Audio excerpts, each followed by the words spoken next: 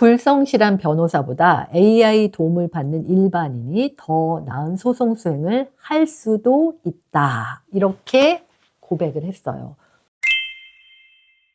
제가 최근에 좀 억울한 일 당해서요. 아, 이걸 어떻게 할까? 고소를 할까? 변호사를 찾아갈까? 막 고민을 하다가 우선 좀 상담이나 좀 받아봐야지 하고 변호사 사무실 2군데 찾아갔거든요. 상담은 꽤 열심히 잘해주시더라고요. 근데 상담료만 10만 원에서 30만 원 사이였고요. 이제 소송에 본격적으로 들어가면 최소 단위가 500만 원 이상이라고 얘기를 하더라고요. 그래서 이걸 어떡할까 하다가 일단 나왔습니다. 나와서 제 월 구독료, AI 툴들이 꽤 많잖아요, 지금. 너무 많이 나가서 지금 솔직히 말하면 몇십만 원 단위인데 월 단위가. 그래서 AI랑 우선 열심히 좀 상담을 해봤습니다. 자, 결과가 어땠을까요? AI와 소송 준비, 이거 괜찮은지 오늘 아주 자세하게 살펴보겠습니다. 억울한 일 당하신 분들 오늘 영상 꼭 끝까지 함께 해주세요. 억울한 일 종류 엄청 많죠. 나만 당하는 거 아니야? 할 정도로 굉장히 많으시죠. 뭐가 있을까요? 뉴스에서 제가 뉴스를 하니까 전세 보증금 떼었다는 그런 거, 이건 진짜 뿌리부터 근절돼야 될 것 같고, 뭐 월급 못 받는 분들도 계실 것 같고, 살다 보면 이런 일 투성인데요. 월 4만 원짜리 AI 변호사가 제 역할을 할까요? 이거는 정말 워낙 중요한 일이라서 팩트 체크를 잘해야 되는데, 실제로 미국에서 한 여성이 변호사 한 명 없이 AI만 가지고 7천만 원짜리 판결을 뒤집었습니다. MBC가 실명으로 직접 취재한 기사입니다. 미국 NBC요. 우리나라에서도 대법원이 올해 3월 AI가 쓴 소장은 합법이라는 판결을 내렸습니다. 그런데 여기서 조건이 있습니다. 이 소송일은 정말 한 사람의 인생에 걸린 일이라서 AI를 쓰려면 제대로 써야 됩니다. 어설프게 쓰면 정말 큰일 나고요. 잘못 쓰면 정말 이거는 돌이킬 수 없는 결과가 나오기 때문에 팩트 체크 제대로 하면서 잘 써야 됩니다. 잘못 쓰면 크게 망합니다. 숫자가 중요하니까. 서울경제신문이 대법원 통계를 인용해서 보도를 했는데요. 이게 최근 자료는 아직까지 발표가 안 된 것 같습니다.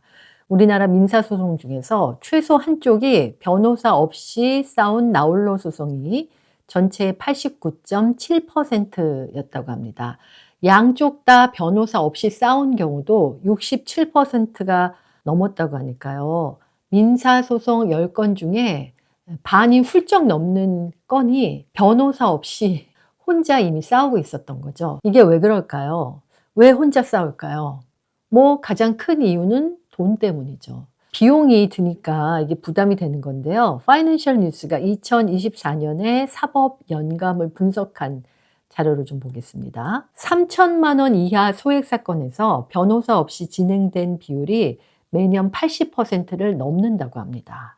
법률구조공단 소속 변호사분이 얘기한 건데요. 최근에 챗GPT 등 AI를 활용해서 법원 양식에 익숙해지는 사람들이 늘고 있다고 직접 밝혔습니다. 그리고 올해 3월에 정말 중요한 판결이 나왔어요. 이거는 정말 AI 시대에 의미 있는 판결이 나왔기 때문에 변호사 여러분들 진짜 지금 바짝 긴장했을 것 같습니다. 대법원이 AI가 작성한 소장이 합법이라고 판결했습니다. 이거 팩트입니다. 내용 증명, 지급 명령, 계약서, 고소장 같은 이런 문서들 있잖아요. 이거 AI 문서 자동 작성 서비스가 변호사법 위반이 아니라는 첫 판결이 나왔습니다. 리걸 테크 기업이라고 있거든요. 그 리걸 테크 기업이 변호사 단체를 상대로 승소한 첫 사례였습니다. AI가 쓴 소장이 이제 법적으로 문제가 없는 판결이 나온 거죠. 와, 이거 진짜 정말 특이점 아닌가요? 변곡점이 될 만한, 이게 왜 이렇게 크게 보도가 안 되는지 모르겠는데 정말 의미 있는 사례라는 생각이 듭니다. 미국에서도 중요한 일이 있었습니다. 작년 10월에 미국 NBC 뉴스가 직접 취재해서 실명으로 보도한 기사입니다. 캘리포니아 롱비치 린 화이트라는 여성이 트레일러 파크에 살고 있었다고 합니다. 보셨죠? 우리 양극화, 빈부격차가 워낙 심해서 트레일러에 사는 사람들 참 많은 것 같아요. 이 여성이 집세도 못 내고 퇴거 통보를 받았는데 그래서 변호사와 함께 재판에 나갔는데 졌다고 합니다. 거기다가 상대방 변호사 비용까지 물어내라는 판결이 나왔습니다. 얼마나 막막했을까요? 벌금이 어마어마한데요. 벌금이 55,000달러에 밀린 집세가 18,000달러. 그러니까 집세도 없는 사람한테 우리나라 돈으로 1억 원 가까운 돈을 내라는 판결이 나온 거죠. 망연자실했겠죠. 그런데 이분 항소했습니다. 이번에는 변호사 없이 AI만 가지고 일단 박수. 이 린 화이트는 챗 GPT한테 하버드 로스쿨 교수인 척하고 내 주장의 약점을 가혹하게 비판해줘 이렇게 시킨 거죠. 항소장을 작성해 줬다고 합니다. 결과는 승소였습니다. 와, 퇴거 취소, 벌금 면제 딱 나온 거죠. 그래서 이 NBC와의 인터뷰에서 린 화이트가 이렇게 말을 했네요. AI가 없었다면 절대로 이길 수 없었을 겁니다. 상대 측 변호사가 그녀에게 이런 이메일을 보냈습니다. 법률이 당신이 좀 관심 있는 분야라면 앞으로 충분히 이 일을 하실 수 있을 것 같습니다. 굉장히 소송을 잘했다. 이거를 상대 측 변호사가 인정을 해준 거죠. 그런데 중요하죠. 여기 모든 시도가 다 성공한 건 아닙니다. 왜냐하면 AI가 만능 변호사일 리가 없잖아요. 같은 시기에 뉴욕에서는 좀 황당한 일이 벌어졌는데요. 한 남성이 고용 분쟁 항소심에 등장을 했습니다. 그래서 이제 재판에서 판사가 영상을 틀라고 했더니 화면에 멀끔한 변호사가 등장해서 말을 했다고 합니다. 판사가 갑자기 딱 멈췄죠. 저 사람이 지금 이 사건의 변호사입니까? 그랬더니 이 남성이 아닙니다. 제가 만든 겁니다.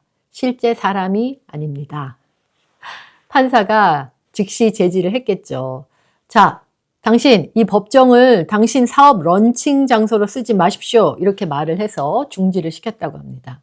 그러니까 이 남자가 AI 아바타를 변호인으로 내세운 겁니다. 당연히 안 됐죠. AI가 준비를 도와주는 거, 소송에서 준비를 도와주는 건 됩니다. 그런데 직접 AI 아바타 변호사가 나서는 건 안 됩니다. 우리나라에서 있었던 일을 좀 더 들여다볼게요. 한 변호사가 법원에 제출한 의견서에 판례 5개를 인용을 했는데요. 법원이 조회해 보니까 전부 존재하지 않는 판례였다고 합니다. 그러자 이 변호사가 AI를 사용했다고 인정을 했어요. 이게 AI가 워낙 할루시네이션, 거짓말, 문제가 있으니까 판례까지 조작을 하네요. 참. 이름을 밝힐 수는 없는데 수도권에 근무한 한 판사가 질문 하나면 몇 초 만에 AI가 그럴듯한 가짜 법리를 만들어준다. 이렇게 말을 했습니다. 그러니까 이 법을 공부한 변호사도 AI가 작성한 판례를 진짜라고 믿는 거죠. 아니, 변호사도 이런데 우리 같은 일반인은 뭐 말할 것도 없죠. 정말 위험합니다. 미국도 이런 경우가 있었는데요. 캘리포니아 한 변호사가 AI로 작성한 항소장에서 인용한 판례 23개 중에 21개가 가짜로 밝혀져서 $10,000 벌금을 맞았다고 합니다. 그러니까요. 이 벌금을 때린 판사가 AI 오용의 또 다른 불행한 챕터다. 이렇게 판결문에 직접 썼습니다. 이 AI가 자신 있게 알려준 판례가 세상에 없는 판례인 거죠. 그럼 린 화이트는 도대체 AI를 써서 어떻게 재판에서 이겼을까요? 그것도 깔끔하게. 이분이 이긴 이유는 AI를 맹목적으로 믿어서가 아니라고 합니다. 자, 린 화이트는 AI를 가상의 법률 보조원처럼 활용을 했는데요. 모든 서류를 직접 AI에 넣고 AI가 찾아준 내용을 확인하고 또 확인하고 반박 논리까지 검토했습니다. AI가 자신에게 리서치와 서면 작성, 조직화 능력을 줬다. 이렇게 말을 했어요. 우리나라에서 법조인이 직접 AI로 나홀로 소송을 실험을 했는데요. 2026년 2월 얼마 안 됐죠? 변호사가 직접 써서 올린 글입니다. AI를 쓸 때, AI 소송을 할 때 성실하게 더블 체크, 크로스 체크를 거듭하고 반대 정보를 찾아가면서 작업을 하면 불성실한 변호사보다 AI 도움을 받는 일반인이 더 나은 소송 수행을 할 수도 있다. 이렇게 고백을 했어요. 누구라고는 밝힐 수가 없고요. 이 변호사가 정리한 방법이 4가지인데요. 첫째, AI한테 역할을 줍니다. 하버드 로스쿨 교수처럼 내 주장의 약점을 가혹하게 비판해줘. 이렇게 쓰세요. 아니면 말을 하시든지요. 역할을 주면 AI는 훨씬 날카롭고 구체적인 답이 나옵니다. 둘째, 오늘은 고정 댓글을 좀 확인하셔야겠는데요. 거기다가 올릴게요. 둘째, 판례는 반드시 직접 확인합니다. AI가 찾아준 판례는 대법원 판례 검색 사이트에서 반드시 직접 조회를 해야 하는 건데요. 이거는 대법원 홈페이지에서 무료로 검색이 되니까 이 확인을 반드시 해야 합니다.